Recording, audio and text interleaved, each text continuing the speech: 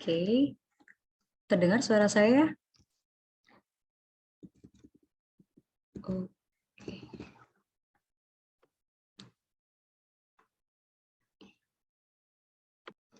Mas Imam, suara saya terdengar?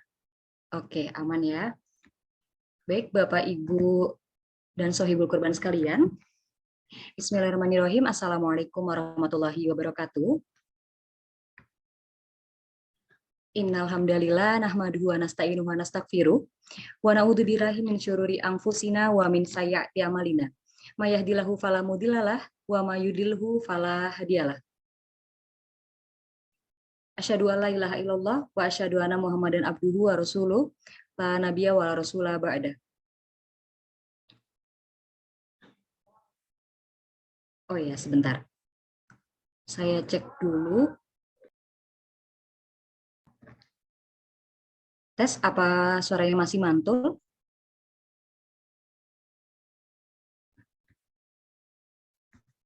Oke, sudah aman ya? Ya, terima kasih.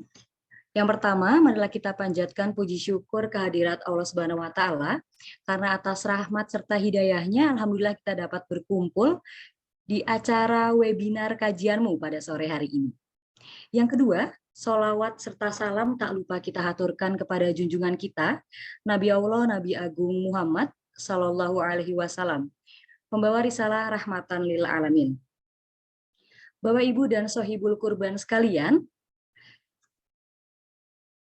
pada bulan Mei lalu muncul berita yang menunjukkan bahwa hewan ternak banyak terserang PMK, yakni adalah penyakit mulut dan kuku. Yang mana hal ini tentu saja menimbulkan kekhawatiran di khalayak masyarakat yang tengah mencari hewan kurban. Banyak hewan kurban terutama sapi yang telah dikonfirmasi terjangkit PMK, namun tidak menyurutkan semangat umat Islam untuk berkurban. Oleh karena itu, Yayasan Kajianmu pada hari ini melaksanakan sebuah webinar yang bertemakan pengelolaan daging kurban yang baik di masa endemi PMK. Oke. Dan saya selaku moderator yang insya Allah akan memandu jalannya acara hingga pukul jam 5:20 nanti, Gita Amalia Asri Suharno, tentunya dengan pembicara yang luar biasa. Di sini ada Ustadz Profesor Yuni Erwanto, SPD, MPD, PhD, dari dosen Fakultas Peternakan UGM Jogja. Oke, sebelumnya mungkin saya sapa terlebih dahulu. Assalamualaikum, Profesor Yuni.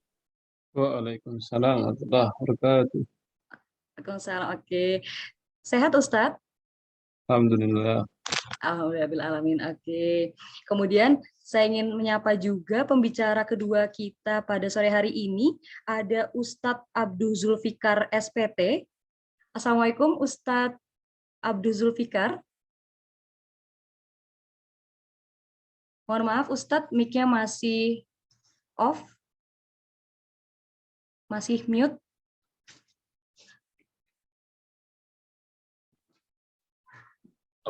Waalaikumsalam warahmatullahi wabarakatuh. Terima kasih Mbak Gita. Iya, oke. Sehat Ustadz?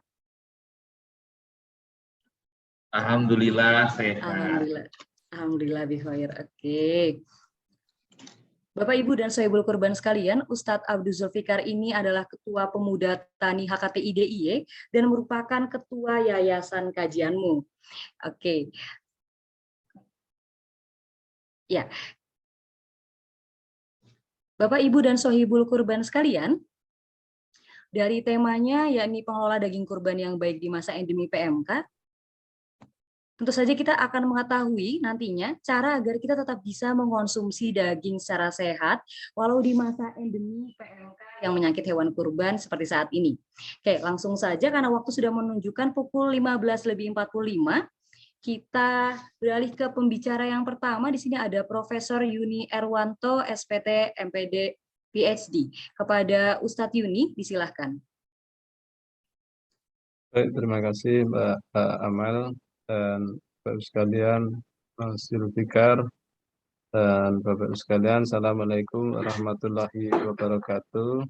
Waalaikumsalam Alhamdulillah senang pada sore hari ini bisa bertemu walaupun hanya melalui ruang virtual, tidak mengurangi ya rasa kegembiraan kita dalam rangka menyiapkan Idul Adha insya Allah di tanggal 9 Juli insya Allah ya, bertepatan dengan 10 Zulhijjah, hari Sabtu. Semoga di sisa-sisa hari dan waktu ke depan itu kondisi penyakit PMK juga bisa terkendali. Sekarang sudah mulai dilakukan vaksinasi dan yang lain-lain.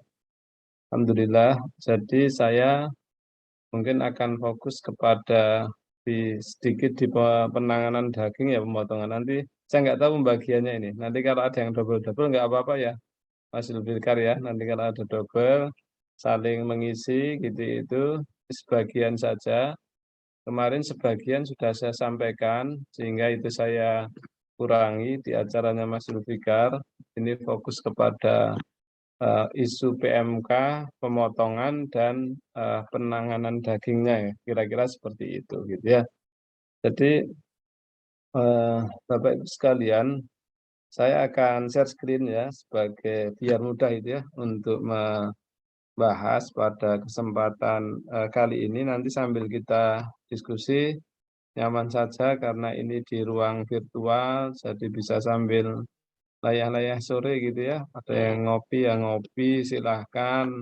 Kalau ada yang mau tidur gitu, silahkan juga nyaman gitu ya. Kita bisa bertemu, sudah senang ini ya. Berapa hal tentu menjadi isu hangat ya. Bagaimana mencari sapi di PMK ini, beli sekarang atau beli nanti saat mau Idul Adha, dan yang lain-lain itu mungkin jadi pertanyaan kita bersama, bisa kita diskusikan. Izin share screen saya.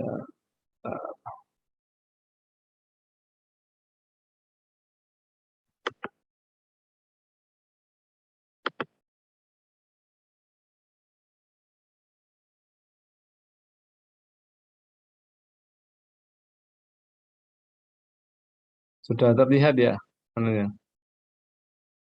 Sudah, Ustadz. Baik. Saya akan menggarisbawahi beberapa hal ya, pengelolaan daging kurban yang baik di masa PMK. Sebenarnya kalau kita berpikir masalah daging ini ya tidak jauh berbeda Mas sekalian ya, terkait di masa ini endemi pandemi gitu ya, PMK ini, atau kemudian juga di masa-masa kemarin pandemi corona gitu itu ada beberapa perbedaan tentu ya, karena kekhawatiran-kekhawatiran yang cukup meluas ya di antara kita ya. Tapi kita akan lihat nanti seberapa penyebaran PMK ya, khususnya karena saya berpikir ini banyak Yogyakarta, kebetulan yang saya ambil data adalah data yang di Provinsi DIY gitu. Ini saya awali dulu terkait dengan kebiasaan kita di pemotongan ya, karena sebelum nanti masuk di daging, kita mungkin perlu memperhatikan kira-kira apa yang salah ya dari ini teman-teman.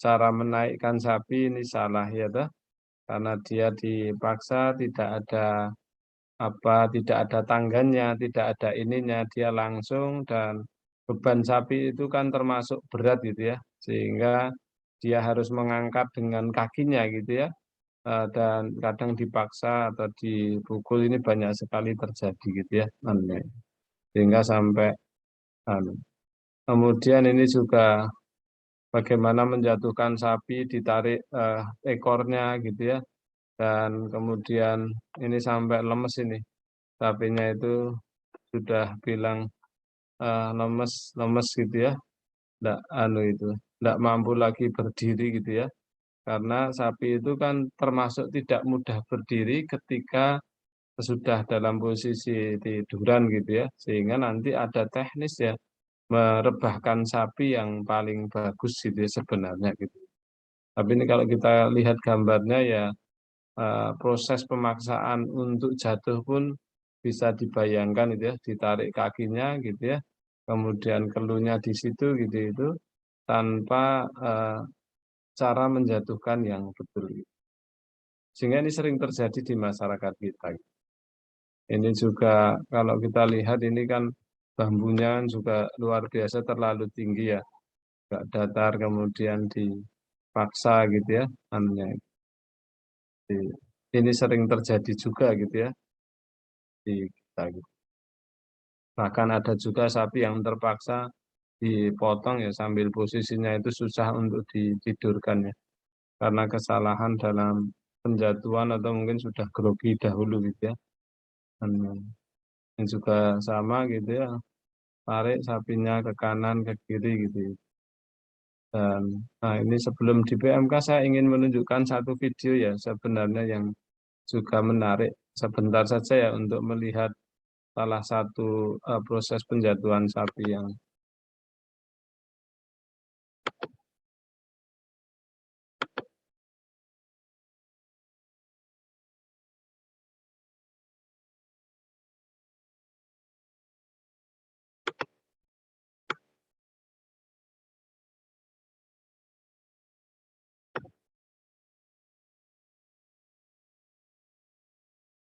sudah stop share, saya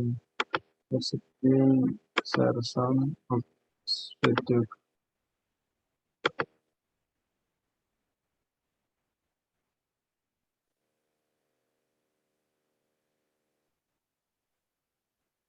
Ini keluar nggak ya?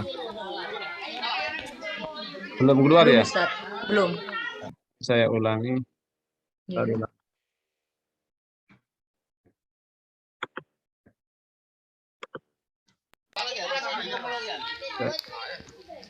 Sudah susah kan ya? Ya, sudah, Ustaz.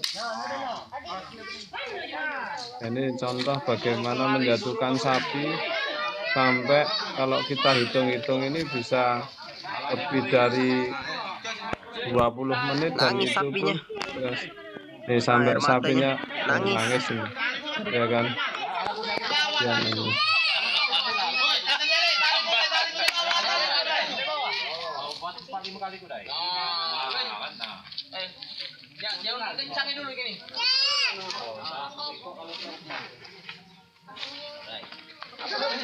Aduh.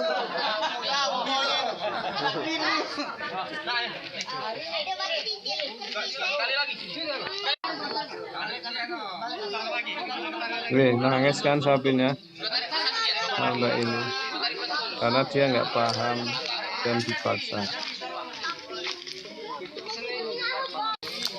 Nah.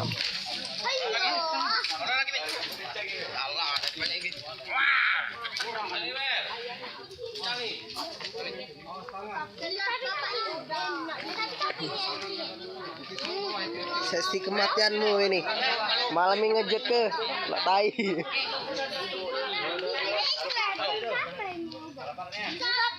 Enggak lah, kena. Ini ya, saya percepat ini ya.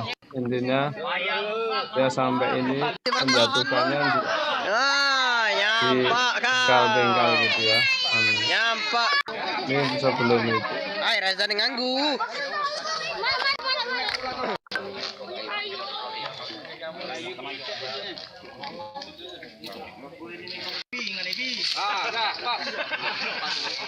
Ini juga didorong-dorong kan gitu.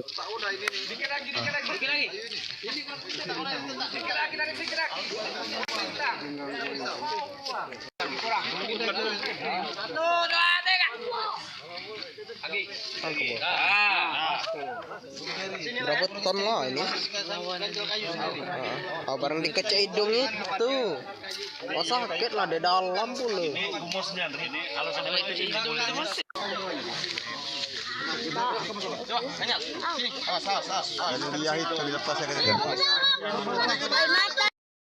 Ini contoh aja ya yang luar biasa. Saya kasih contoh yang betul juga sebentar. Satu lagi contohnya yang sebenarnya sih tidak harus menjatuhkan susah-susah gitu ya.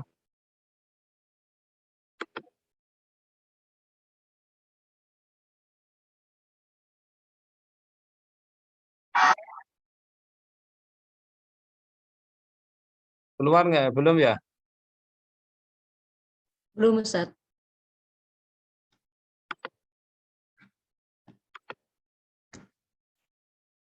Ya. Ya, ditali kayak mau. Bisa salah. Kalau aku, nah kalau penak ini orang bilang.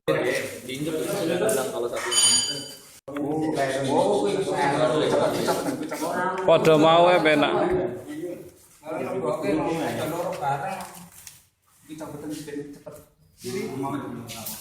Ya mau ya cepet. Si malah cepet. Nek loro sadurunge di. Nah ini tari yang betul itu.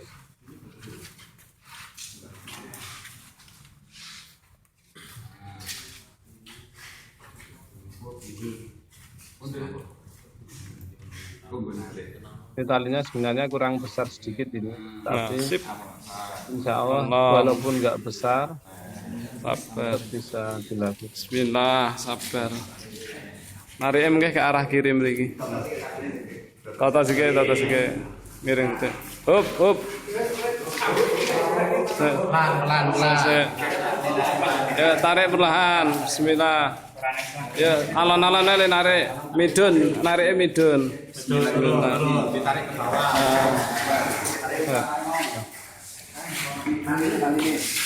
Ya.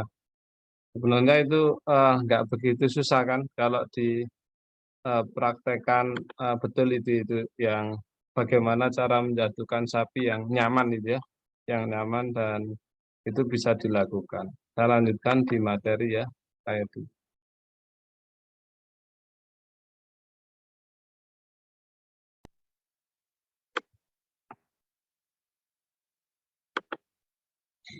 Nah, tadi sampai di sini ya.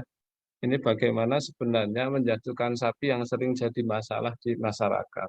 Akhirnya kalau menjatuhkan sapinya itu bermasalah, sebenarnya sapi-sapi itu kan stres. Kalau sapi-sapi itu stres, sebenarnya dia itu asam laktatnya. Kayak manusia kalau stres ya dagingnya orang enak. Ya, wajah aja nggak nyaman ya.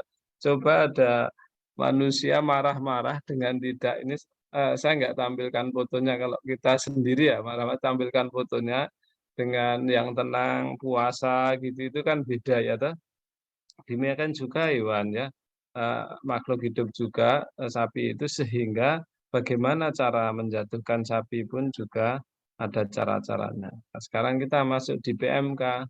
PMK di Provinsi DIY itu kira-kira posisinya per 27 Juni seperti ini ya. Di Kulon Progo itu yang sakit 669 ya, naik 10 ekor dari sebelumnya. Kemudian Sleman ini sakit 3.600 dan mayoritas ini sapi perah gitu ya, anunya itu dan kematian ada 52 dan sembuh 116. Kemarin sudah mulai dilakukan vaksinasi gitu ya di hari Sabtu atau Ahad kemarin itu. Kemudian Kota Yogyakarta tidak ada gitu ya. Kemudian di Bantul yang sakit sudah 2.195, meningkat 86 karena memang kecepatan penularannya juga termasuk tinggi. Gunung Kidul itu 573 gitu ya. Nah, populasi sapi terbanyak untuk sapi potong di Yogyakarta ada di Gunung Kidul ya. Entah 170.000 atau 180.000 ya sekitar itu ya. Sementara yang lain-lain jumlahnya lebih kecil sehingga memang ini terus mengalami penyebaran. Ada juga yang sembuh, ada juga yang mati, ada juga yang dipotong paksa ya. Misalkan di Bantul dipotong paksa, ada banyak lah dipotong paksa tentu harga sapi kemudian menjadi murah karena namanya juga kepekso gitu ya, kepekso. Nah, kemudian ini saya lewati ya, mungkin di fikihnya biar tidak terlalu panjang nanti bisa kita diskusikan. Itu. Nah, tapi kalau kita ringkas kira-kira syarat hewan kurban kan ini ya dari jenis hewannya, kemudian dari kondisi kesehatannya dan umurnya gitu ya. Nah, kondisi kesehatan pada saat masa PMK bagaimana gitu ya. Nah, kalau umur kan jelas kambing domba 1 tahun, sapi kerbau lebih dari 2 tahun. Tapi kalau kondisi sakit PMK, nah MUI sudah mengeluarkan fatwa ini ya. fatwa dari MUI itu kalau penjelasannya seperti ini ya. Artinya kita tidak bisa juga mentah-mentah saat gejala klinis kategori ringan ya, seperti lepuh ringan, kondisi lesu, tidak nafsu makan, keluar air liur lebih dari biasanya, maka hukumnya sah dijadikan hewan kurban. Ini diambil juga untuk memperingan agar kemudian ekonomi masyarakat peternak yang jumlahnya jutaan ya di Indonesia itu mungkin kalau peternak sapi ratusan ribu tidak terganggu.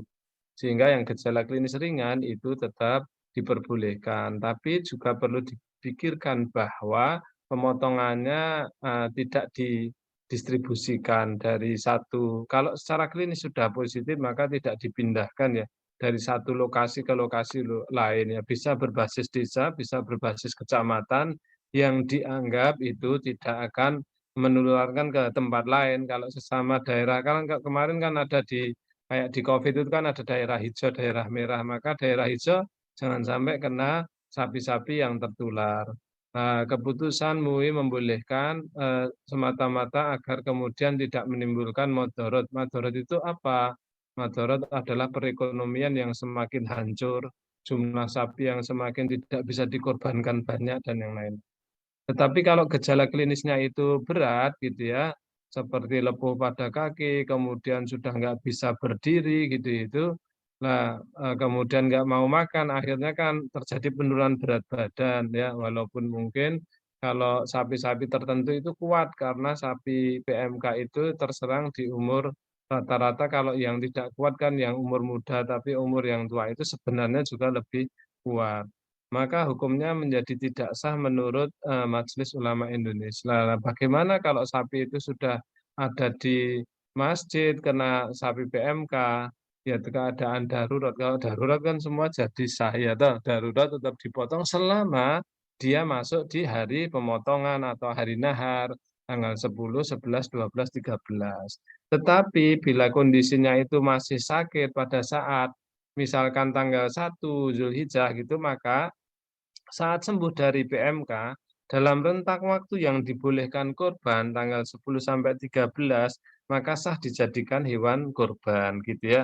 Kalau kemudian dia sembuhnya pada tanggal 4 Zulhijjah, kalau dipotong dia akan sebagai sedekah biasa gitu ya. Maka ya dikuat-kuatin gitu ya agar sampai pada tanggal 10 sampai 13 Zulhijjah. Sabar, sabar, Pi gitu ya. Artinya diajak omong-omong sapinya agar kemudian dia mampu bertahan dan sembuh. Nah, pada saat tanggal 10, 13 Zulhijjah itu hari nahar, maka menjadi boleh untuk melakukan pemotongan gitu ya. Dan kemudian sebelum melakukan pemotongan itu ya juga penampungan diperhatikan gitu ya, tidak terkena terik sinar matahari, lantai kering, sirkulasi udara lancar, intensitas cahaya cukup dan yang lain-lain ini ya. Nah, ini. Nah, saya melompat di sini gitu itu cara merebahkan tadi sudah ya, cara nali gitu itu nanti kalau saya sih biasanya mempraktekkan yang atas gitu ya, dengan cara ditambatkan di cagak listrik yang besar kalau depan masjid ada atau pohon yang ini agar kemudian kita memudahkan ya saat menjatuhkan itu, misalkan sapi jatuhkan ke arah kiblat maka dia nanti rebahkan ke kiri hadapnya ke selatan. Pasti nanti langsung menghadap ke barat atau ke arah kiblat sehingga tidak perlu narik-narik lagi. Banyak panitia yang kurang paham sehingga menjatuhkannya juga sak-sae akhirnya kemudian ditarik dan yang lain. Ini mungkin sudah saya lewati, ini juga sudah. Nah, ini yang penting juga karena ini terkait dengan, jadi pastikan kesehatan hewan sebelum sembelih ya. Cek mata, lubang hidung, lubang dubur ya. Bila sakit parah ditunjukkan dengan adanya pendarahan, maka perlu dicek oleh tenaga kesehatan hewan. Karena bisa juga tidak PMK tapi antrak gitu ya, antrak yang lebih berbahaya daripada PMK. Kemudian memastikan pada sembelih ternak sehat dan bebas PMK. Kalau dia sudah ngowoh sapinya gitu ya, berair liur gitu itu gomen, sariawan, maka dihindari gitu ya. Lebih baik menghindari daripada kemudian tiba-tiba kemudian kondisi sakit ya. Kecuali kalau sudah dibeli maka kita menggunakan fatwa MUI itu gitu ya. Kira-kira bagaimana dia sampai sembuh atau tidak di hari nahar gitu ya. Sebaiknya sapi tidak sendirian, ini aslinya pada saat diletakkan di dalam kandang-kandang menunggu proses pemotongan pada esok harinya.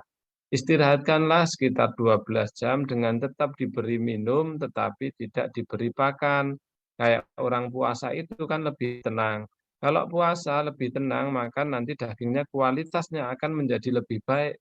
Karena produksi, kalau stres itu produksi asam laktat tinggi, nanti pH daging menjadi lebih rendah, dagingnya pucat, kan gitu.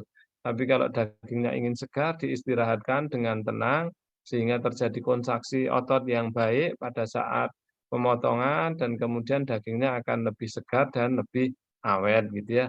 Nah, dibandingkan daging-daging yang mengalami ternak-ternak yang mengalami stres atau tekanan jiwa gitu ya, tekanan jiwa karena dikejar-kejar manusia.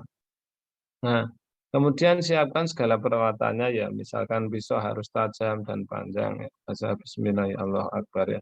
Lakukan penyembelihan dengan cepat, pisau tidak boleh diangkat itu. Kenapa kok tidak boleh diangkat? Ya kalau diangkat ya maksudnya nggak bisa motong. Kalau diangkat berarti diacungkan ke atas ya. Tetapi yang dimaksudkan di sini adalah pisau itu digunakan setajam-tajamnya agar rasa sakit pemotongan itu sekecil-kecilnya. Daripada di luar negeri, saya sebenarnya juga ada video ya, bagaimana proses pemingsanan di luar negeri itu dengan cara ditembak. Itu lebih parah karena tidak semua individu itu bisa dipingsangkan dengan nyaman. Artinya apa? Artinya misalkan gini nih, ada seorang yang besar, kekar gitu ya, begitu masuk ruang dokter, lihat jarum langsung pingsan. Ya, ada yang kecil nggak pingsan. Artinya, pingsan menurut kacamata itu bersifat individu, karakter individu. Demikian juga di hewan, sama-sama dipukul belum pingsan. Proses pingsan juga sakit, itu yang terjadi di pemotongan yang tidak halal. Di pemotongan halal tidak ada pemingsanan, tidak ada pemukulan, tetapi yang ada perebahan agar kemudian nyaman untuk dilakukan pemotongan. Secepat-cepatnya, jadi kalau orang itu kalau terpotong cepat, diharapkan saraf sakitnya ikut terpotong. Kalau saraf sakitnya ikut terpotong, artinya apa? Bapak Ibu sekalian, artinya rasa sakitnya itu hilang saat bertepatan dengan terputusnya saraf-saraf yang ada di dalam leher menuju kepada saraf yang ada di otak. Nah, ini nanti perlu penelitian-penelitian yang mendalam ya, ada beberapa yang mengatakan sudah diteliti, tapi secara detail belum ada saya temukan di jurnal-jurnal ilmiah ya. Kalau ada isu yang dari Jerman bla bla bla itu, kalau kita cari belum ketemu secara ilmiah gitu. Nah, ini sudah nah, kemudian kalau motong ya 3 saluran saya pikir sudah dipahami gitu ya. Ya ada saluran makanan, saluran nafas, dan pembuluh darah. Namanya vena jugularis dan arteri karotis. Nah, yang belum digambarkan di dalam hadis kan seperti itu. Tapi yang belum di ahli-ahli anatomi ke depan mungkin di saluran-saluran, di antara saluran itu. Adakah saluran-saluran saraf itu yang tadi yang saya jelaskan ya. Yang menghilangkan rasa sakit ya. Bila ternak tidak segera mati dilarang menusuk jantungnya, apalagi memotong akhirnya ditunggu lagi lah nanti kalau mati benar-benar mati bisa direfleks refleks mata, refleks ekor gitu ya.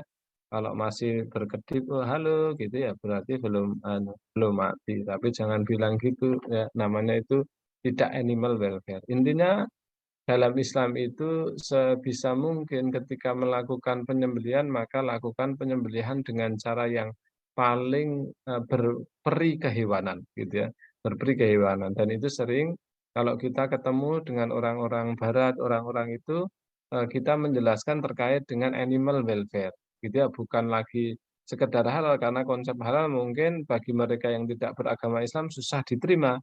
Tetapi ketika kita jelaskan animal welfare ya kemudian mereka tanya, sudah, tuh, nanti nggak ekonomis, tapi saya contohkan, nah ekonomis atau tidak itu tergantung regulasi. Kalau regulasi mensyaratkan semua sama, maka akan standar, maka jatuhlah pada ekonomis yang sama gitu ya. Kalau kemudian saya tanya juga, kalau Anda pingsan misalkan, kemudian saya bawakan parang gitu, kaki Anda saya putus gitu, kira-kira sakit nggak? Mereka juga kaget juga, ternyata pingsan itu belum tentu betul-betul pingsan, karena juga setengah sadar kan gitu kan.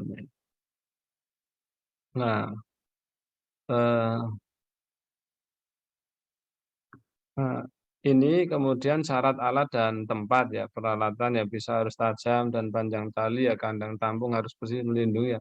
Ada lubang penampungan darah ya kalau di kampung-kampung dan yang lain. Kemudian sedia cuci tangan dengan sabun ini karena masa pandemi kemarin ya, tidak pun sebenarnya juga nyaman. Baiknya selain ditegaskan panitia agar tidak memenuhi lokasi pemotongan karena menyebabkan hewan menjadi stres gitu ya. Nah, syarat personal saya pikir ini eh, saya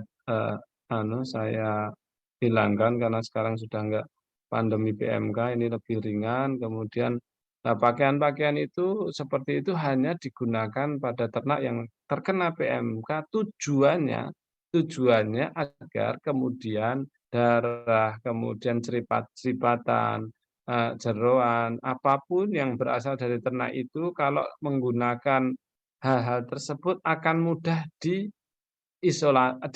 dipisahkan ya dari pakaian daripada pakaian langsung. Kalau sepatu boot lah nanti dicucikan gampang, deterjen gampang, mencegah penyebaran PMK. Demikian juga kalau pakai celemek yang putih itu celemek, maka nanti kalau ada seandainya gitu ya sapi kena PMK, celemeknya kan dicuci dengan deterjen gampang. Kaos tangan bisa dibuang dan yang lain. Ya. Nah, prosedur pematangan bersyarat. Nah, seandainya kita menemui ya sapi itu kemudian sakit gitu itu maka di tempat pemotongannya dilakukan di tempat hewan berada ya. Jadi perlu juga rekomendasi dokter hewan untuk melihat ya hewan tidak dapat hewan dalam kondisi ambruk. Pemotongan dilaksanakan terpisah dari hewan hidup lainnya. Sebisa mungkin kan seperti itu di tempat itu tetapi terpisah. Proses pemotongan tetap harus memperhatikan kesejahteraan hewan dan keselamatan petugas serta lingkungan. Tetap dilakukan pemeriksaan postmortem atau setelah pemotongan itu tetap nanti dicek gitu ya. Ada bagian-bagian yang kira-kira luka-luka atau sariawan, nah mungkin dipisahkan, tidak ikut dikonsumsi. Pelaksanaan pemotongan juga pengawasan dokter. Jika memungkinkan dilakukan deglaning atau dan deboning ya, jika tidak maka daging direbus selama 30 menit. Artinya dia dilakukan juga pemisahan ya dengan bagian-bagian yang ada saluran-saluran yang kemungkinan dia akan berhubungan dengan kaki, dengan mulut dan yang lain-lain sehingga dipisahkan gitu ya.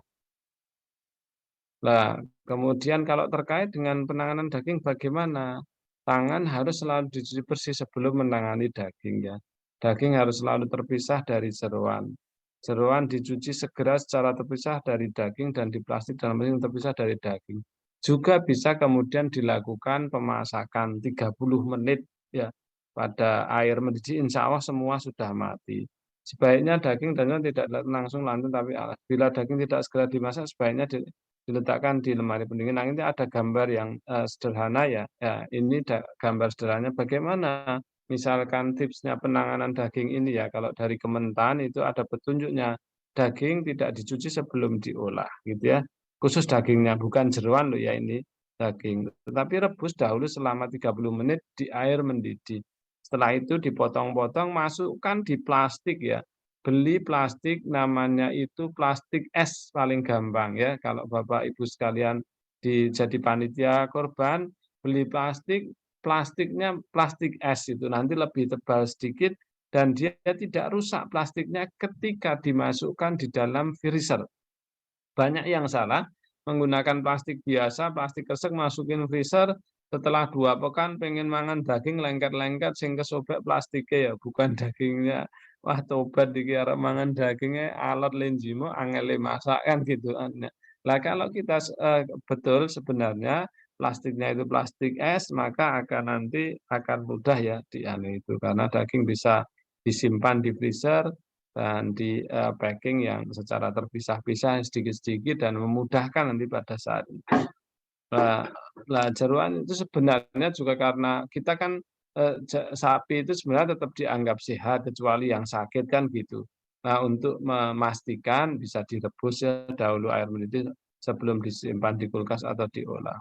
Bekas kemasan daging tidak langsung dibuang, rendam dahulu dengan deterjen, kemudian cuka dapur untuk mencegah cemaran virus ke lingkungan gitu ya. Tapi intinya bagaimana kemudian kita tetap melakukan protokol yang sederhana-sederhana yang bisa dilakukan di masyarakat karena inti yang paling menjadi ketakutan masyarakat peternak adalah penyebaran virusnya, ya penyebaran virusnya.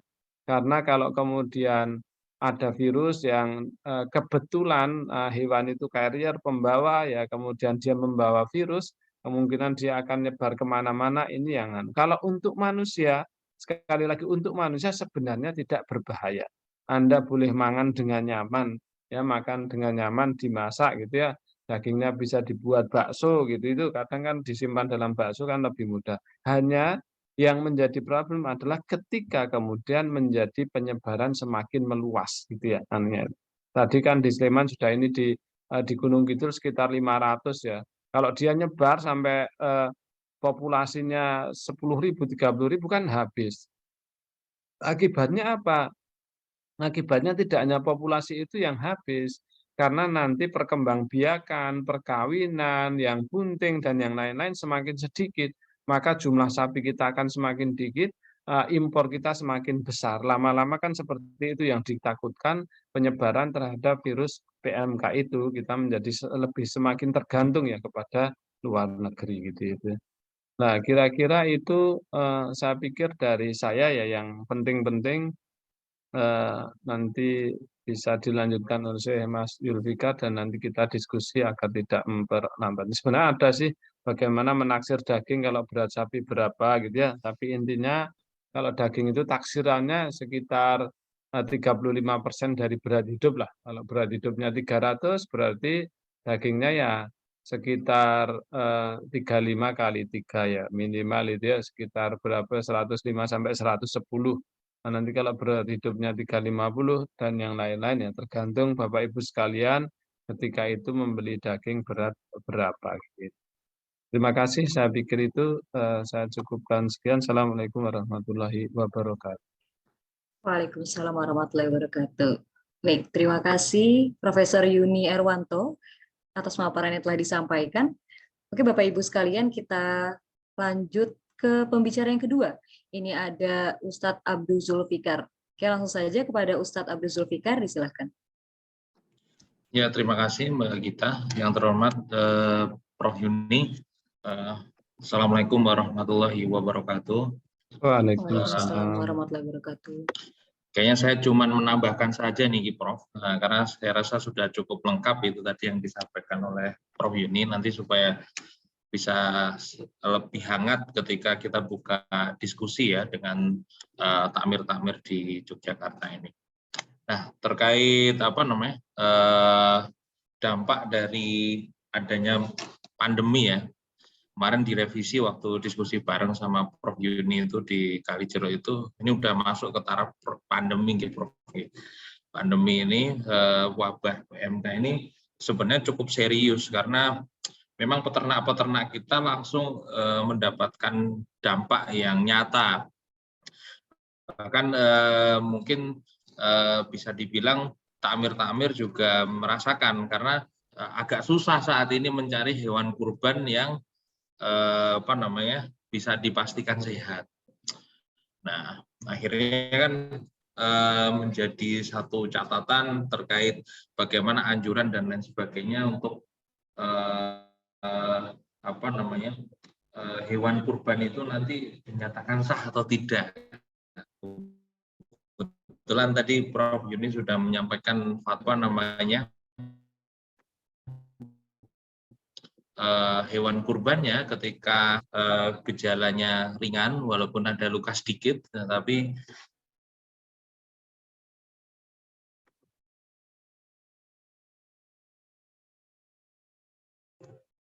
halo, hilang suara saya. Tadi hilang tadi. Iya, oke, sudah kembali lagi Mas. Ya. Jadi saya lanjutkan. Jadi hewan yang kondisi klinisnya mungkin kategori ringan, seperti mungkin luka sedikit, tapi itu sudah masuk di waktunya bisa dikurbankan, maka itu dianggap sah ya, karena memang yang terpenting poinnya adalah ketika hewan kurban itu terinfeksi PMK atau si ternak itu terinfeksi PMK, harapannya tidak terdistribusi, yaitu mengurangi adanya penularan atau penyebaran wabah PMK. Karena memang secara di lapangan kita, karena saya juga punya ternak, itu ada beberapa yang memang perlu kita seriusi ya, terkait perhatikan masalah kesehatan ya, terkait multivitamin. Kemudian tiap hari ternak-ternak saya itu saya kasih ini Prof, rebusan empon-empon itu. Harapannya di komborannya itu supaya secara imun itu juga meningkat. Terus kemudian ada beberapa premix untuk booster juga kita berikan supaya si ternak itu memiliki daya tahan yang lebih baik.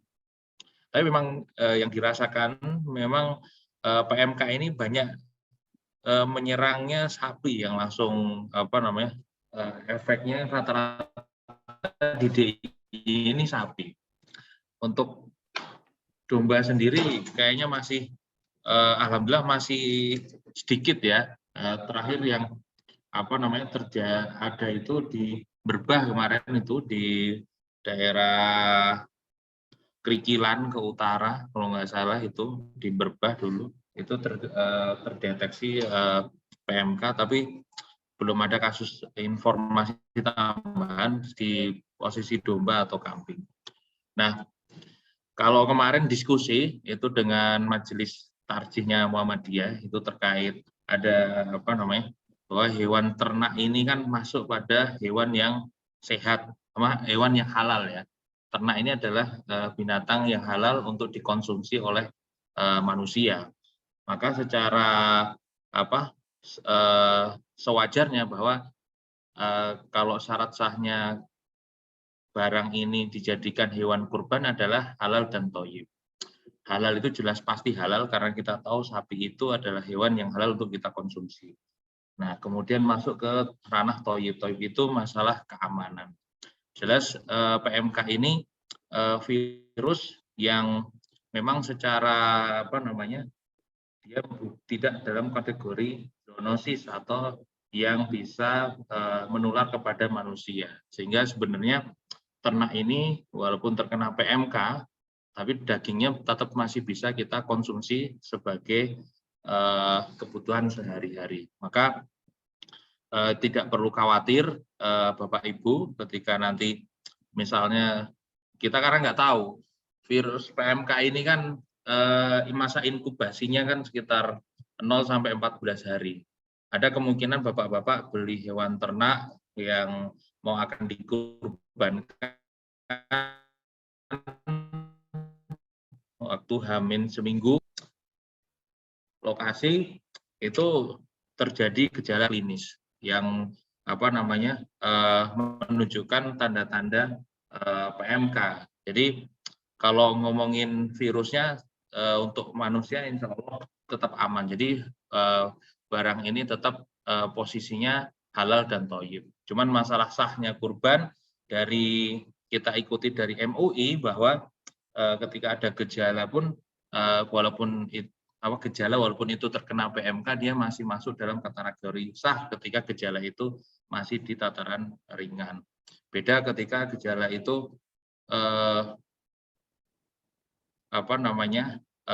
sampai kukunya hilang, kemudian hidungnya atau mulutnya luka-luka yang cukup parah, mungkin itu bisa dikategorikan ditunggu sampai posisinya si ternak itu bisa pulih. Tapi kalau sampai segitu kayaknya agak lama, sehingga ya bisa dijadikan opsi untuk mencari hewan ternak lain untuk yang dijadikan kurban. Jadi itu. Jadi saran saya Bapak-bapak, Ibu-ibu yang mencari hewan kurban, carilah hewan kurban.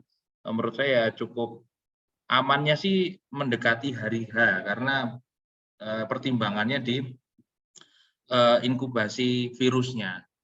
Jadi kalau memang itu peternak yang sudah membudidaya cukup lama, insya Allah biasanya ternak itu sudah lama dan adaptasinya sudah oke, sehingga untuk pakan dia lebih mudah ya. Nah, kalau yang perlu diantisipasi kan kalau yang memang buka-buka lapak itu, kalau kita tidak tahu lapak itu apakah sangat nyaman untuk si ternak ini, sehingga ternak ini bisa segera adaptasi dan memulihkan nafsu makannya, kemudian performanya seperti biasanya, karena ternak itu dari perjalanan yang cukup jauh pasti dia terjadi penyusutan, sehingga banyak hal ketika kondisi ternak lelah tidak segera tidak segera diantisipasi dengan penanganan yang baik untuk kesehatannya, maka bisa terjadi infeksi PMK, sehingga ada kemungkinan menjadi gejala-gejala yang baik itu ringan maupun yang cukup parah, dan kita belum tahu itu nanti bisa pulihnya. Kalaupun ringan insya Allah bisa segera pulih, tapi kalau sampai ke parah itu kan yang repot, nanti pulihnya itu agak lama. Jadi gitu ya. Mungkin itu saja yang bisa saya sampaikan. Nanti mungkin selanjutnya bisa kita lanjutkan untuk diskusi. Jadi garis bawah dari saya poinnya adalah si ternak ini tetap menjadi halal dan thayyib ya.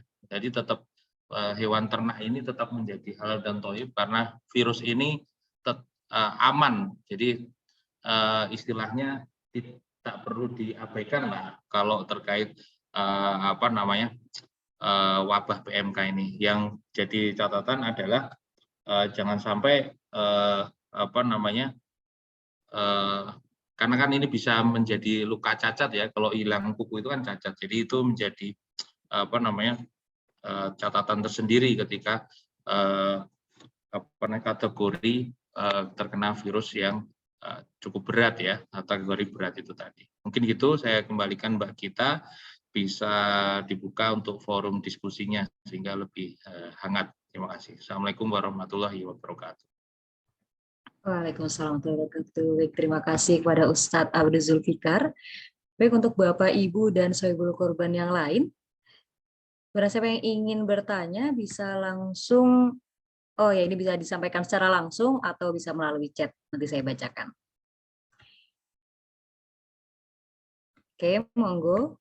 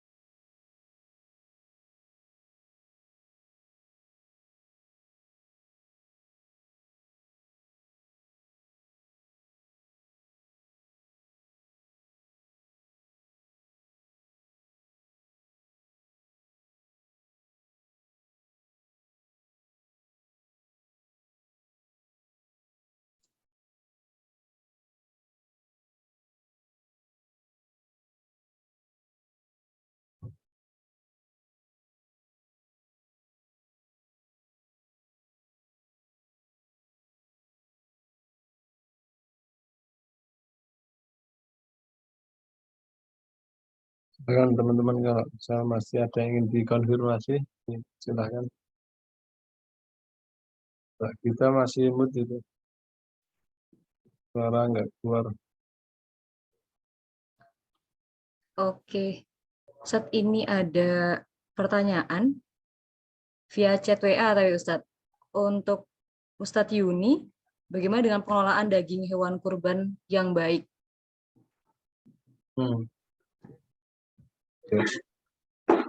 Jadi begini, intinya pengelolaan daging hewan kurban yang paling baik itu kan satu bersih. Biasanya nih pada saat pengulitan yang pertama, saat pengulitan itu eh, walaupun ini ada PMK atau tidak, itu bagian duburnya itu tolong ditali gitu ya, sehingga kotorannya tidak keluar gitu ya. Ditali gitu itu, karena dengan ditali itu dia mencegah kotoran-kotoran itu keluar dan menempel pada bagian daging. Seringkali terjadi di masyarakat seperti itu. Kedua, kalau seandainya tidak ada lantai keramik yang bersih pada saat pengulitan itu, bisa menggunakan apa itu terpal sebagai alas gitu ya, sebagai alas. Itu yang pertama, tentu pengulitan, pemisahan daging dan tulang itu sebersih mungkin. Rata-rata yang kerja itu ya sambil garuk-garuk kepala, sambil apa gitu, sambil megang daging gitu ya. Kalau garuk-garuk kepala lumayan, tapi kalau misalkan sambil ngupil gitu itu kan nggak nyaman itu ya. Ngerokok biasa juga itu yang sering terjadi gitu ya. Dan nek weruh njelei tenan gitu ya. Sering terjadi seperti itu. Padahal sebenarnya daging itu bisa awet ketika kontaminasinya rendah. Kontaminasi tertinggi dari tangan-tangan pekerja. Maka ada baiknya juga, sekarang kan banyak disinfektan gitu toh, disinfektan gitu ya. Karena banyak disinfektan, tangan-tangan itu sebenarnya bisa disemprot alkohol sebelum ini. Lah kalau ke toilet juga cuci tangan gitu ya. Jangan ke toilet langsung pegang daging, nggak cuci dengan sabun dan yang lain-lain. Itu tangan-tangan dari pekerja.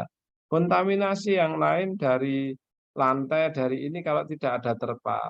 Terpal itu pun seandainya digunakan untuk membagi daging, sebaiknya dicuci lebih dahulu. Tidak terpal kotor, itu juga kontaminasi daging. Nah, kalau kontaminasinya tinggi, pasti daging tidak awet. Harusnya sampai sore nggak rusak, dibiarin itu jadi rusak. Kenapa? Karena pada dasarnya ada kontaminasi pada pada dagingnya. Kuman-kuman kan berkembang. Kalau kuman itu berkembangnya kan hitungannya jam, bukan hari gitu ya.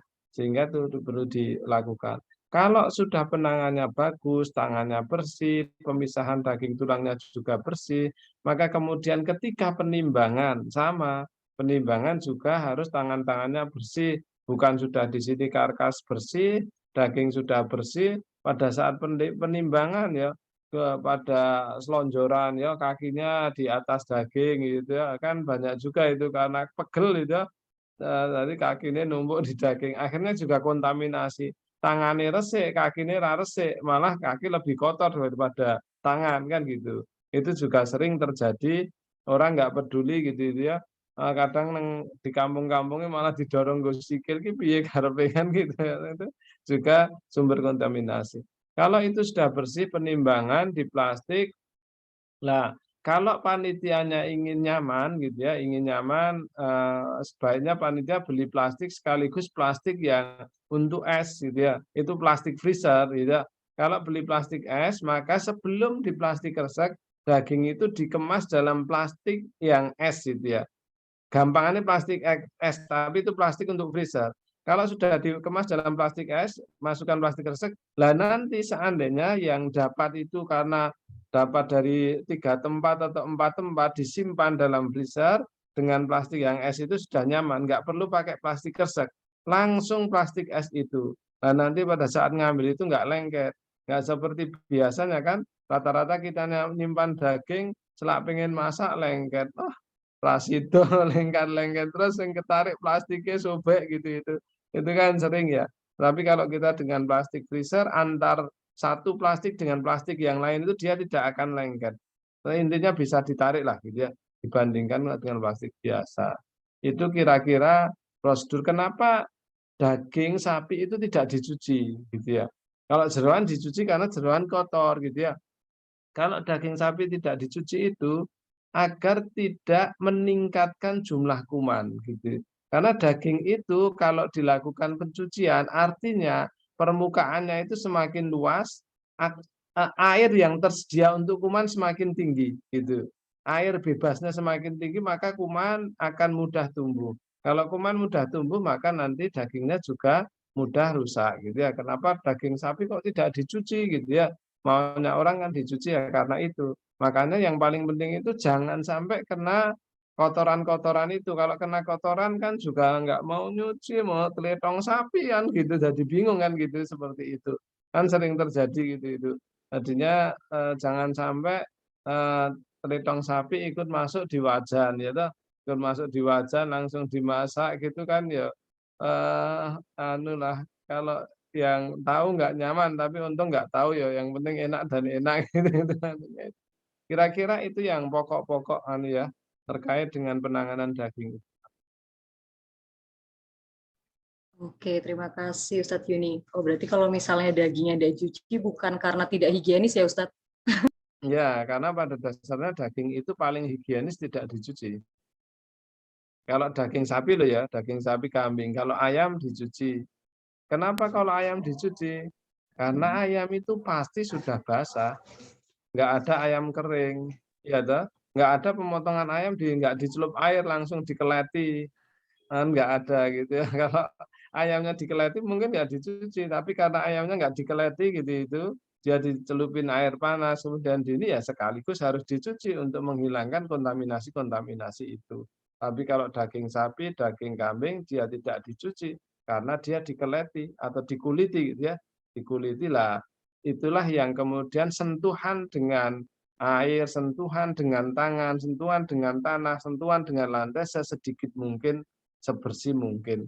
Sekarang banyak semprot-semprot ya, titik-titik semprot itu ya, anunya itu. Itu jangan cuma mau masuk kamar tidur semprot parfum ya toh. Itu juga perlu disemprot ya. Oke, luar biasa. Terima kasih Ustadz Yuni atas jawabannya. Oke, pertanyaan selanjutnya ini akan disampaikan oleh Mas Redia. Ingin bertanya langsung kepada Mas Abdul Zulfikar. Oke, monggo Mas Redia. Assalamualaikum warahmatullahi wabarakatuh. Waalaikumsalam Selamat sore semuanya. Saya mau bertanya kepada Mas Zulfikar dan Pak Yuni Irwanto. Ini kan terkait pencucian jeroan ya. Jadi kalau di desa-desa itu biasanya nyuci jeroannya itu di kali atau di sungai-sungai yang kita nggak tahu higienisnya itu kondisi kalinya itu higienis atau tidak. Tapi kan kalau dilihat di sekitar kita ya rata-rata kali ya seperti itu nih Pak.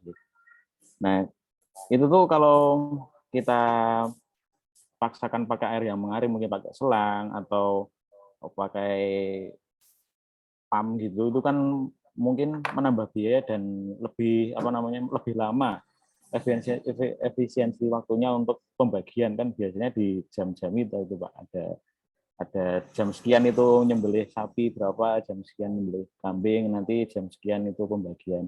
Nah itu kira-kira ada solusi nggak Pak untuk menengahi permasalahan tersebut? Itu yang pertama. Kalau yang kedua terkait sapi yang terkena PMK ini kan mungkin belum ada deteksi yang kuat ya, maksudnya sapi ini terkena PMK itu sudah sembuh atau belum gitu. Nah itu organ-organ mana aja yang perlu kita waspadai untuk dikonsumsi atau kita buang gitu aja, karena kan walaupun ini tidak menular ke manusia kan baiknya kita mengantisipasi supaya tidak ada resiko yang terjadi dengan kita gitu Pak. Mungkin itu aja Bapak, mohon dijawab. Oke, monggo bisa langsung dijawab. Mungkin dimulai dari Ustadz Abdul Zulfikar lebih dahulu. Monggo Ustadz. Oke, terima kasih Mas Redia atas pertanyaannya, bagus. Jadi memang kalau di desa-desa itu untuk mengefisiensikan penggunaan air itu biasanya langsung di sungai atau di kalen ya. Nah itu kalau saat ini saya rasa wajib dilarang itu karena kita nggak tahu dan sumber dari virus itu dan wabah dan penyakit ini kan ada di jeroan itu sebenarnya. Ketika sudah dipotong takutnya nanti semakin tercemar dan semakin menjadi agen PMK ya. Jadi tetap kalau bisa itu ada tempat khusus untuk membersihkan dan limbahnya sebaiknya langsung dikubur, langsung dikubur isi rumennya itu. Langsung dikubur, kemudian dicuci, dicuci pun itu kalau bisa ya langsung di tempat yang sudah disiapkan itu, tapi tidak dialirkan sehingga dilokalisir untuk membatasi penyebaran dari kotoran di ternak itu. Kemudian jeroannya langsung direbus gitu, sehingga kalau jeroan memang sebaiknya langsung direbus, karena kalau nggak direbus itu cepat sekali busuknya itu kalau sapi harus seperti itu. Tapi kalau domba dan dia terkena PMK, saran saya ya jeroannya dibuang saja atau dibakar. Karena saya punya rumah potong hewan itu, kalau motong domba, khususnya domba ya, jeroan itu kita nggak openi atau nggak kita rawat ya, karena memang jeroan itu nilainya rendah dan itu sumber masalah ketika sangat banyak, jadinya cuman kita kubur aja sih. Cuman kalau PMK ini saya rasa jangan dikubur tapi dibakar aja, karena itu lebih aman. Nah, itu terkait pengolahan jeroan. Terus yang kedua tadi pertanyaan terkait posisi organ-organ mana yang perlu dihindari ketika memang sapi itu atau ternak itu sudah dipastikan ada tanda klinis terkena PMK, maka daerah-daerah yang terkena PMK itu misalnya mulut dan kaki sebaiknya tidak dikonsumsi. Jadi bisa bisa dihilangkan aja, dan kemudian itu lebih baik seperti itu sih. Walaupun kita sudah tahu ya bahwa PMK ini aman, tapi sebaiknya takutnya nanti misalnya sudah kita konsumsi atau sebelum terkonsumsi kan kita pegang-pegang itu, nah itu terdistribusi lagi. Karena yang dikhawatirkan sebenarnya penyebarannya ini. Jadi penyebarannya ini sehingga virus PMK semakin menyebar. Mungkin ada tambahan dari Prof. Yuni itu. Monggo, Prof. Iya. Jadi sebenarnya sudah dijawab ya sama Mas Ulfikar tadi ya, pertanyaan dari Mas Redi tadi itu. Jadi beberapa hal yang paling penting itu Mas Redi Arif itu adalah pencegahan penularan. Neng kan eman-eman ini regone larang ya toh. Eman-eman jeroan nek kebuang eman-eman itu. Jadi memang itu mahal, dan kalau dicuci dengan air juga airnya eman-eman. Jadi ya kuncinya kan eman-eman ya toh. Dibuang eman-eman, dicuci dengan air bersih eman-eman, dicuci di sungai walaupun tidak bersih, yang penting enak kan gitu kan. Ya, itu kalau kita kan prinsip itu ya nggak bisa dihindari di desa. Hanya bahkan bukan di desa, di kota lebih-lebih ada lebih-lebih. Tapi kalau di desa itu juga menurut saya paling penting karena pemeliharaan sapi rata-rata kan di desa, kemudian mereka cuci di desa. Kemudian kalau di sungai, kadang sungainya digunakan untuk memandikan sapi juga kan gitu. Sebenarnya jangan sampai yang sapi sebagai carrier dia itu OTH ya. Bukan OTH, HTH gitu ya. Hewan tanpa gejala, HTG bukan OTG ya. Hewan tanpa gejala tetapi dia membawa virus, jangan-jangan kemudian dia menularkan ya. Menularkan pada sapi-sapi yang lain. Maka sebenarnya paling bagus itu dibuatkan lubang ya yang bisa ditanam bagian isi jeroannya. Isi jeroannya loh, bukan jeroannya. Jeroannya kan eman-eman ya toh. Jadi isi jeroannya itu dibuatin lubang, kemudian dicuci dengan air gitu itu setelah isinya dibuang lebih dahulu. Jadi tidak disentor. Karena orang kan malas, risih kan gitu toh. Risi akhirnya disentor, naik sentor air, boros airnya. Tapi kalau cuma dibuka, rumahnya dibuka ya, yang handuk-handuk itu ya, babatnya itu dibuka, dibuang lebih dahulu ya, kemudian itu dipendam atau dibakar gitu ya. Nah kemudian nyucinya itu kan kebutuhan airnya nggak besar kan gitu. Apalagi sudah dipotong-potong, bisa dicuci, lah nanti panitianya kalau suruh ngerebus juga wegah, wes kesel-kesel suruh ngerebus ya toh, dibagi, tetapi nanti ada catatan takmir itu sering menjelaskan gitu ya, Pengumuman bagi penerima daging kurban diharapkan untuk jeroannya segera dimasak dan nanti disimpan di freezer sudah dalam keadaan direbus kan gitu. Bukan direbus sama airnya ya, nanti ditus juga gitu ya. Kok sing salah paham neh gitu ya, direbus kasih air gitu ya di freezer. Freezernya rusak panas lebokke seneni bapake meneh. Bodoh goblok nyimpen daging sik panas kan gitu ya. Warna-warna kan gitu ya kan kita itu ya ongkos eman-eman itu mahal tapi bisa diantisipasi lah biar tidak mahal bisa dikonsumsi menurut saya kok seperti itu ya anunya itu. Tadi kalau yang tanda-tanda yaitu sudah dijelaskan Mas Zulfikar biasanya kalau rekomendasi dari Kementan kepala, kaki, jeroan tidak dikonsumsi khusus yang kena PMK. Nah, nek sembunyi-sembunyi bisa nggak bahaya. Wong eman-eman ya toh. Nah, itu. Jadi yang penting direbus itu ya 30 menit dan ini. Pokoknya eman-eman itu regane larang lah. Larang itu. Ya, gitu. Oke, Baik. terima kasih. Terima kasih Prof. Yuni. Kita beralih ke pertanyaan selanjutnya. Ini dari Pak Arif Rohmaduddin. Ya, terima kasih Pak Arif pertanyaannya. Us, bolehkah menyembelih sapi dengan keadaan kepala sapi mendongak ke atas sehingga 3 urat ada di atas tetapi kepala tidak menghadap kiblat? Pertanyaan ditujukan ke Prof. Yuni. Ya, monggo Prof. Ya, motong sapi itu yang tepat itu intinya kan leher itu tidak mingkup biar gampang terpotong. Leher tidak mingkup itu apa ya bahasanya Indonesia ya?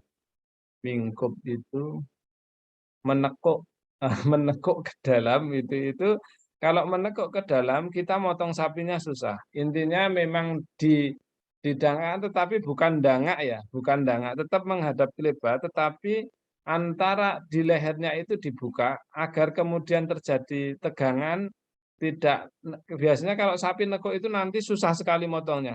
Jadi malah nggak kepotong gitu ya kalau lehernya nekuk. Maka lehernya itu diregangkan itu ya dan kemudian dibuat agak nyaman, kemudian pisau setajam mungkin ya, setajam mungkin agar bismillah itu kan memang sudah diberikan Allah kepada manusia, jadi nggak usah takut-takut gitu ya, nggak usah takut-takut dipotong ya dipotong aja gitu ya, wong awak dhewe ya mati ya bakal mati ya toh. Artinya kan bagaimana cara matinya hewan diserahkan kepada manusia. Kita bismillah makanya sebaik-baiknya kita mencintai hewan. Jangan sampai ditekuk-tekuk ya, dipuntir-puntir, ben gampang dipotong, puntir ya, sirai puntir ke kiri, puntir ke kanan gitu ya, nggak peduli juga kurang bagus gitu. Intinya seperti itu ya. Jadi eh, susahnya itu karena mungkin posisinya nggak tepat gitu, posisinya nggak tepat. Oke, Biasanya sih baik. kayak gitu. Saya juga beberapa kali wah kirain kok gitu itu ya, karena sapinya wis ribut.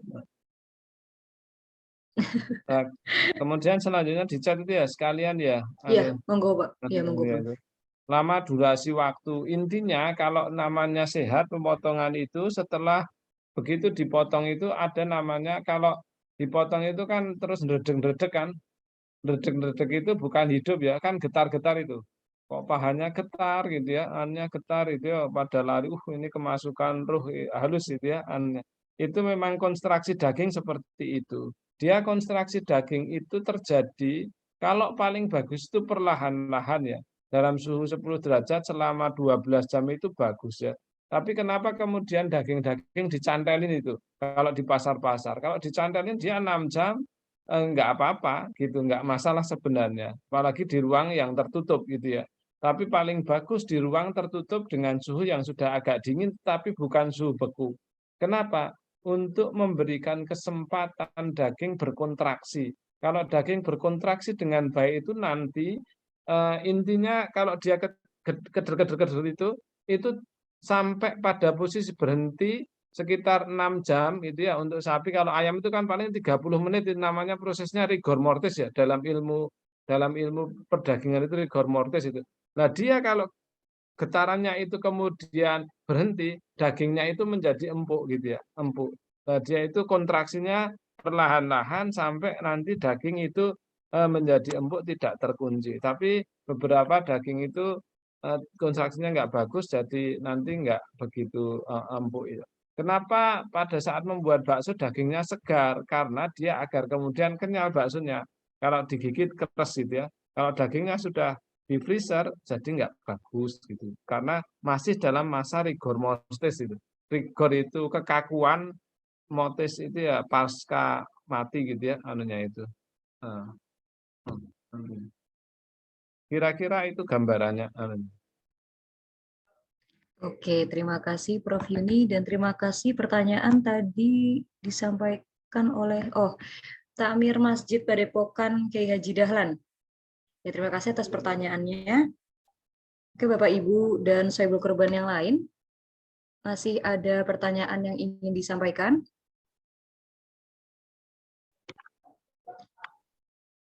Oke, kami tunggu.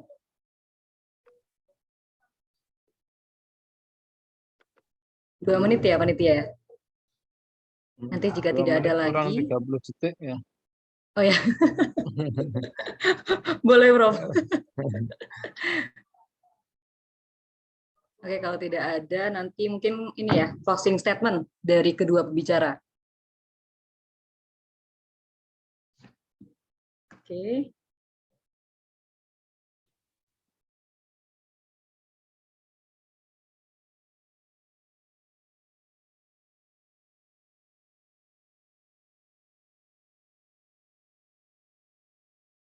Oke, karena sudah tidak ada lagi, mungkin closing statement kita mulai dari Ustadz Abdul Zulfikar. Monggo Ustadz. Ya, terima kasih Ustazah kita ya. Jadi apa namanya? Memang pandemi wabah PMK ini, penyakit mulut dan kuku ini menjadi catatan khusus ya di tahun 2022, sehingga diskusi ini menurut saya sangat penting untuk membantu informasi bahwa penyakit PMK ini sudah ada di Indonesia dan kita semuanya sedang mengalami suatu bencana ya, yang ini perlu kita pelajari bersama-sama. Jadi jangan sampai karena ada beberapa cerita itu mereka takut bahwa PMK ini nanti menular pada manusia dan lain sebagainya. Itu semua sudah saya rasa sudah disampaikan ya, bahwa virus PMK ini sangat tidak berpengaruh kepada manusia sehingga tetap aman. Cuman nanti yang menjadi catatan bahwa kesyarian atau syarat sahnya hewan kurban ketika PMK itu ada beberapa tahap tadi yang bisa dipastikan bahwa hewan kurban tetap menjadi sah, menjadi ternak kurban itu ketika tanda klinis ringan ya, tanda klinis ringan tidak itu menjadi tetap sah, atau bahkan kalau hanya sekedar hangat, karena kan salah satu ciri si ternak itu terkena PMK itu hipersaliva atau mulutnya banyak sekali air liurnya dan kemudian agak hangat, itu jelas positif, itu tanda-tanda, salah satu tanda positif PMK itu masih sah untuk dijadikan hewan kurban dengan syarat dipotong di tempat, jadi tidak dibawa kemana-mana. Kalau memang sudah di lokasinya di masjid ya sudah, jangan di kemana-mana, dan mungkin ada panduan pemotongan sehingga membatasi banyaknya orang yang memotong si hewan ternak ini tadi. Jadi harapannya apa? Supaya mengurangi risiko penularan. Jadi takutnya nanti ketika terlalu banyak orang yang ikut andil dalam pemotongan hewan kayak yang disampaikan Prof. Yuni tadi di video, sampai 20 orang dan 20 orang ini punya ternak pedet atau mungkin cempe, ya itu kan resikonya ketika nanti pulang dia lupa untuk bersih-bersih, pakaiannya masih ke bawah langsung ke kandang. Nah, itu bisa sangat berisiko untuk tertular penyakit PMK, dan kerugiannya jadi double ya mungkin ya. Jadi sebenarnya sudah dijaga, malah tetap terkena karena kita tidak perhatikan ketika di ibadah kurban. Terima kasih mungkin dari saya. Closing statement. Assalamualaikum warahmatullahi wabarakatuh. Baik, terima kasih Ustadz Abdul Zulfikar. Selanjutnya Prof. Yuni. Baik, terima kasih Mbak Gita dan Bapak Ibu sekalian, teman-teman yang dirahmati Allah Subhanahu wa taala. Intinya sebenarnya dalam wabah PMK itu tidak ada yang berbahaya ya bagi manusia, tetapi kita mencegah agar kemudian tidak tertular dari satu hewan ke hewan yang lain. Bagi teman-teman yang kebetulan menjadi takmir, bisa menenangkan, memberikan informasi kepada jamaah bahwa PMK itu bukan pembawa penyakit bagi manusia, ya seandainya tiba-tiba nanti pada saat mau pemotongan hewannya menunjukkan sakit PMK, ya tenang saja gitu ya, tetap bisa dipotong ya, tetap bisa dipotong.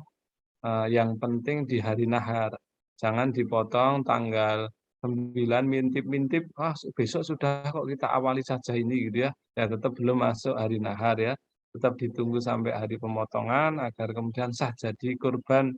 Karena yang berkorban itu sudah keluar uang banyak, nanti tiba-tiba dipotong tanggal 9 sore sudah habis maghrib, ini dihitung hari besok gitu kan.